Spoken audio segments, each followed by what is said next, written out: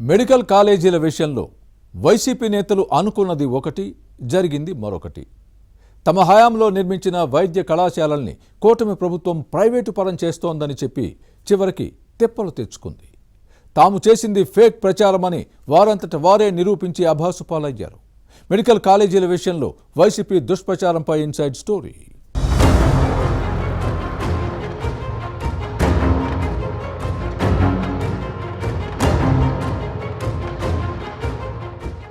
ఏపీలో మెడికల్ కాలేజీల అంశంపై అధికార కూటమి ప్రతిపక్ష వైసీపీ నేతల మధ్య జరుగుతున్న పంచాయతీ ముదురుతోంది. పరస్పర ఆరోపణలు, విమర్శల యుద్ధం మాటల మంటల్ని రాజేస్తోంది.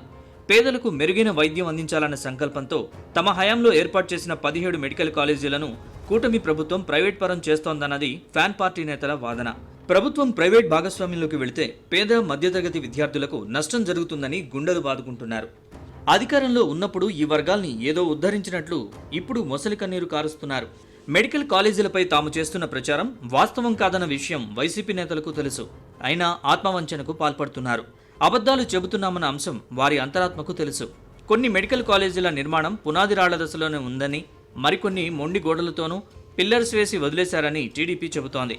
ఫ్యాన్ పార్టీ నేతలు ఫేక్ ప్రచారం చేస్తున్నారని కౌంటర్లు ఇస్తున్నారు. అంతేకాదు, అసలు కాలేజీలే పూర్తిగా కట్టకుండా భావి వైద్యుల బంగారు భవిష్యత్తును పణంగా పెట్టారని ఆరోపించడాన్ని తప్పుబట్టి వాస్తవాల్ని ప్రజలకు చూపిస్తే వైసీపీ నేతలు ఆత్మరక్షణలో పడాల్సి వచ్చింది. అత్యుత్సాహం వ్యూహం బెడిసికొట్టడంతో ప్రతిపక్ష నేతల నోటికి తాళం పడింది. ఫ్యాన్ పార్టీ నేతల బండారం బయటపడటంతో తాము తలెత్తుకోలేకపోతున్నామని కొందరు నేతలు మదనపడుతున్నారు.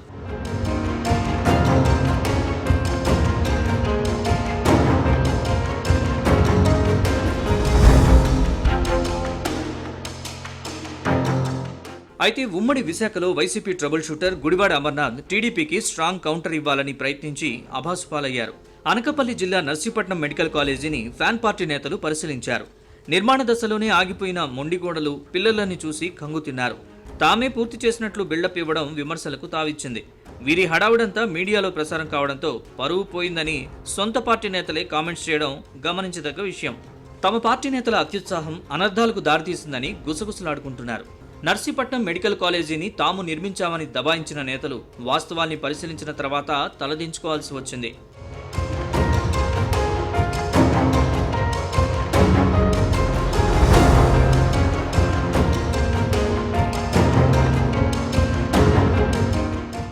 ఎవరు తీసుకున్న గోతిలో వారే పడతారన్న చందంగా వైసీపీ నేతల తీరు ఉంది.